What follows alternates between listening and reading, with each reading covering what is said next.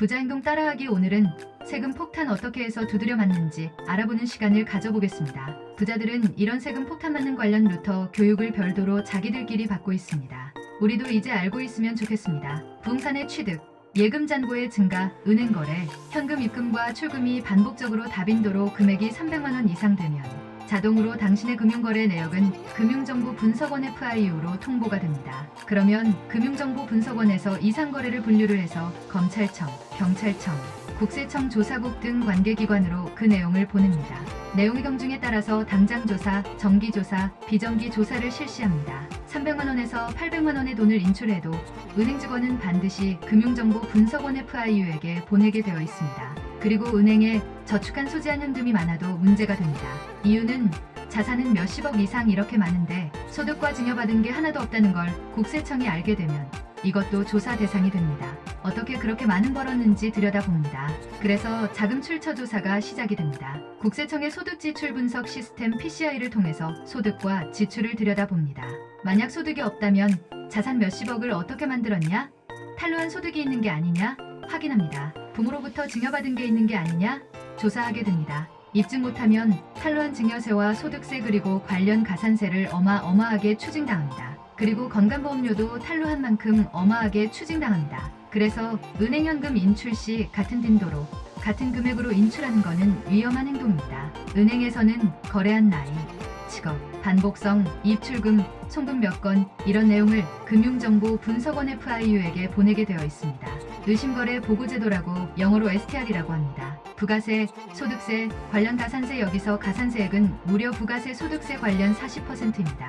그리고 매년 약 9% 정도 드는 납부지연 가산세까지 납부해야 합니다. 그리고 거기다가 현금 영수증 미발급 가산세 20%까지 포함하면 정말이지 이거 어마어마한 금액의 세금 폭탄을 맞습니다. 그리고 조세범칙 조사로 전환이 되면 과태료도 어마어마하게 부과됩니다. 그리고 여기에다가 더해서 건강보험료가 추후에 또 탈루한 만큼 엄청나게 부과가 됩니다. 예를 들어 정상적으로 세금을 납부하는 게 1억이었다면 세금 폭탄을 맞으면 4배 정도의 4억을 납부해야 합니다. 만약에 정상 세금이 3억이었다면 세금 폭탄 맞으면 12억을 내야 하는 정말 엄청난 손해가 발생합니다. 그래서 세금은 정상적으로 납부하셔야 하겠습니다. 많이 벌었으면 많이 세금 내는 게 맞다고 아예 생각을 해주세요.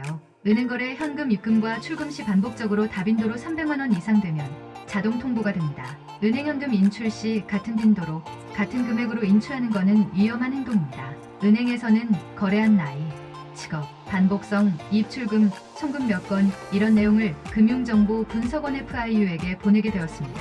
의심거래 보고제도라고 영어로 STR이라고 합니다. 그러면 금융정보분석원에서 이상거래를 분류를 해서 검찰청, 경찰청, 국세청 조사국 등 관계기관으로 그 내용을 보냅니다.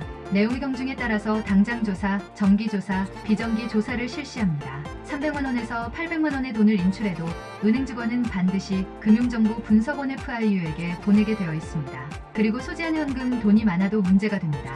또한 자산은 몇십억 이상 이렇게 많은데 소득과 증여받은 게 하나도 없다는 걸 국세청이 알게 되면 이것도 조사 대상이 됩니다. 어떻게 그렇게 돈을 많이 벌었는지 들여다봅니다. 그래서 자금 출처 조사가 시작이 됩니다. 국세청의 소득지출 분석 시스템 PCI를 통해서 소득과 지출을 들여다봅니다. 만약 소득이 없다면 자산 몇십억을 어떻게 만들었냐? 탈루한 소득이 있는 게 아니냐? 확인합니다. 부모로부터 증여받은 게 있는 게 아니냐?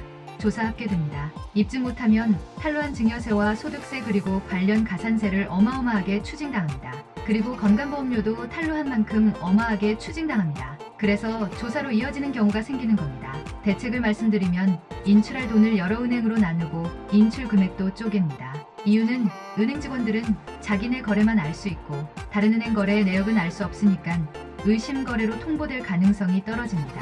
이거 정말 세금을 정상 납부하는 게 마음이 훨씬 편합니다. 감사합니다. 황금낚시였습니다.